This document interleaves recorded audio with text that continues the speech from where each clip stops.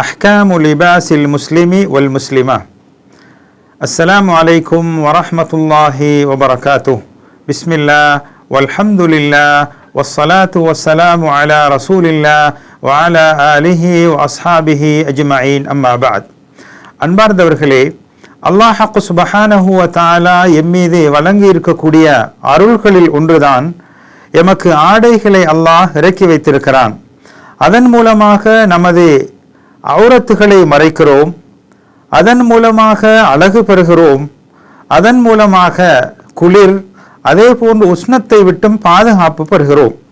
அல் குர்ஆனிலே அல்லாஹ் சுப்ஹானஹு வ தஆலா கூறும்போது, யா பனி ஆதம, ஆதமுடைய மக்களே, உங்களுக்கு உங்களது மர்மஸ்தானத்தை மானத்தை மறைப்பதற்காக ஆடைகளை இறக்கி வைத்திருக்கிறோம், அழகு பெறக்கூடிய ஆடைகளையும் இறக்கி வைத்திருக்கிறோம்.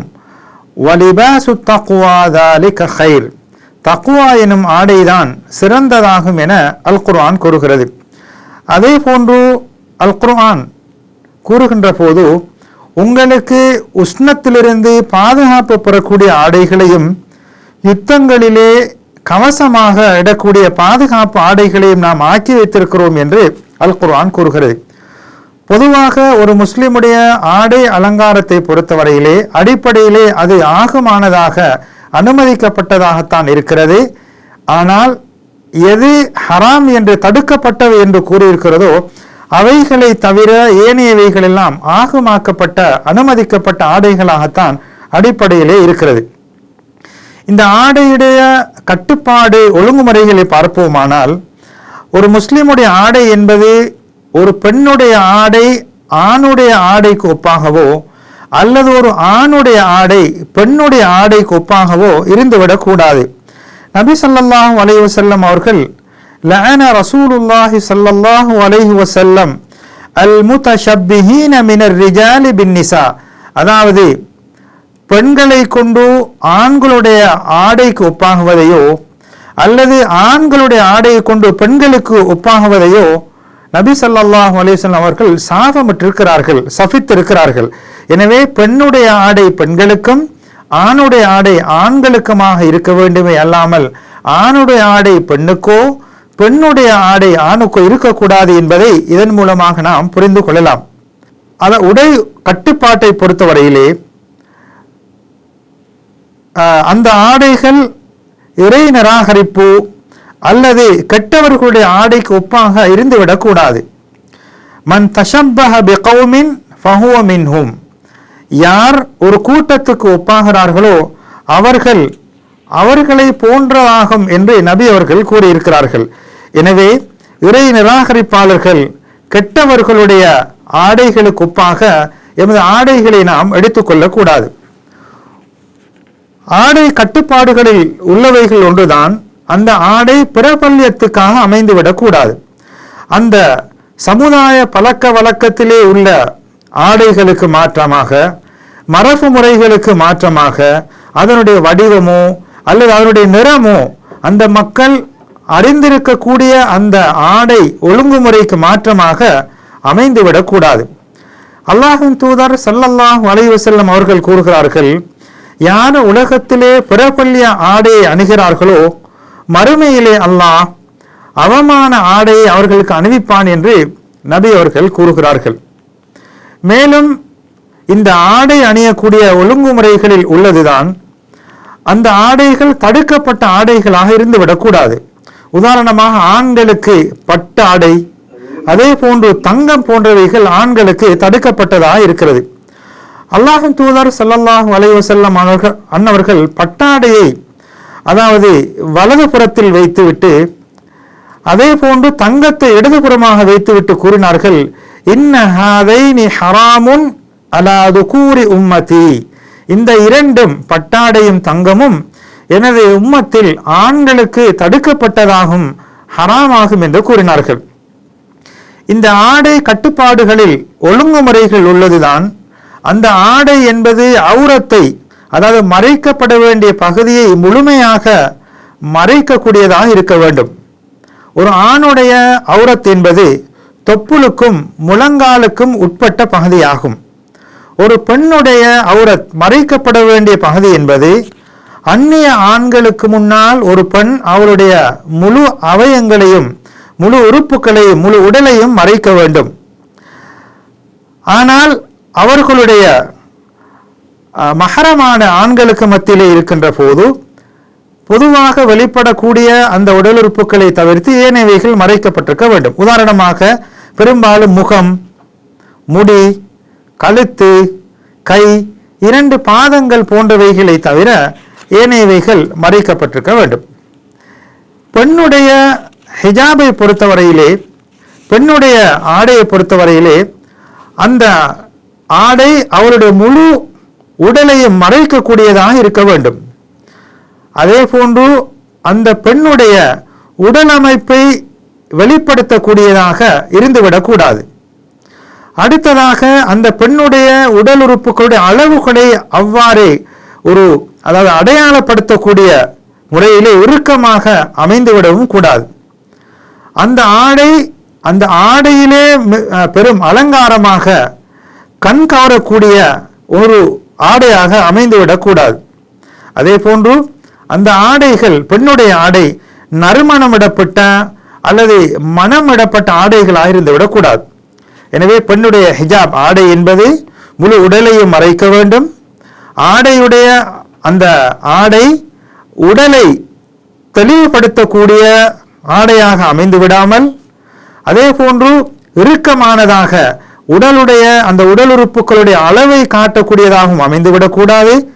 அந்த ஆடை தன்னிலே அலங்காரமாக இருந்துவிடக்கூடாது. அந்த ஆடை நறுமணமிடப்பட்ட மனமானதாக அமைந்துவிடக்கூடாது. பொதுவாக ஆடையிலே மார்க்கம் ஷரியா வரம்பு முறைகளுக்கு உட்பட்ட முறையிலே அழகான முறையிலே ஆடைகள் அணுவது வரவேற்புக்குரிய சுன்னத்தான விடயமாக இருக்கிறது. அங்கே வீண் விரயமோ பெருமைகளோ அங்கே இடம்பெற்றுவிடக்கூடாது.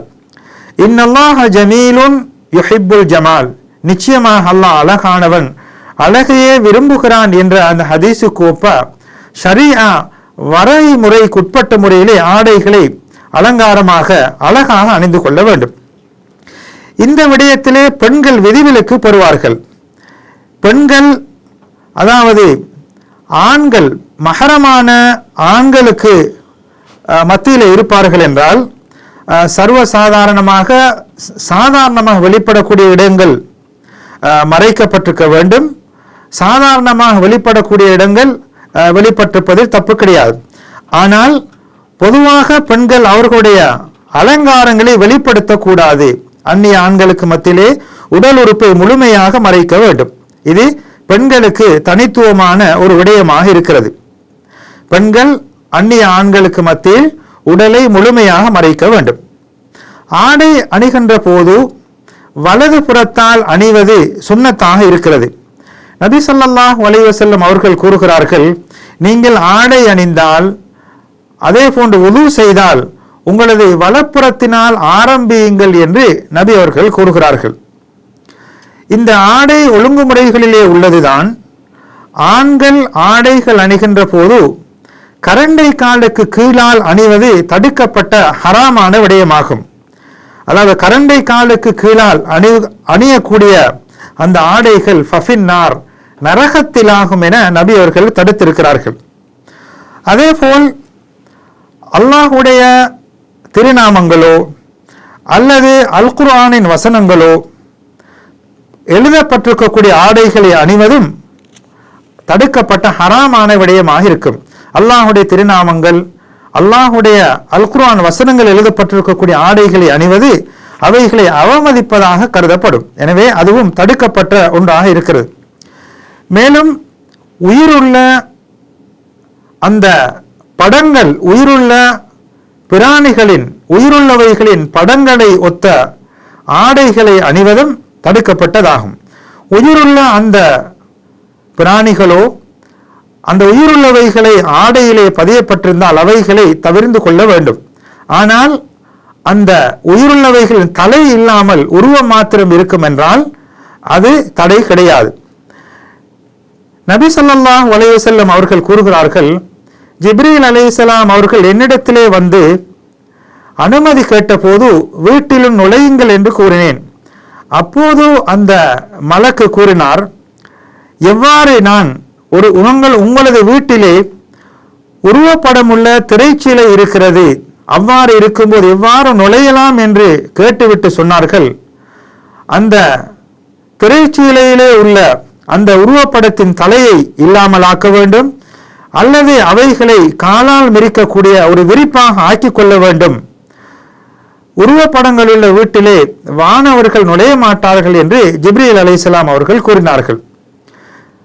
அதே போன்று ஆடைகளிலே காஃபிர்களுடைய மதம் சார்ந்த சின்னங்கள் அடையாளங்கள் பதியப்பட்டிருந்தால் அந்த ஆடைகளை அணிவதும் தடுக்கப்பட்ட ஒன்றாக இருக்கிறது. உதாரணமாக சிலுவை, யூதர்களுடைய நட்சத்திரங்கள் போன்றவைகளை அணிவது, அது உள்ள ஆடைகளை அணிவது ஹராமாக இருக்கிறது.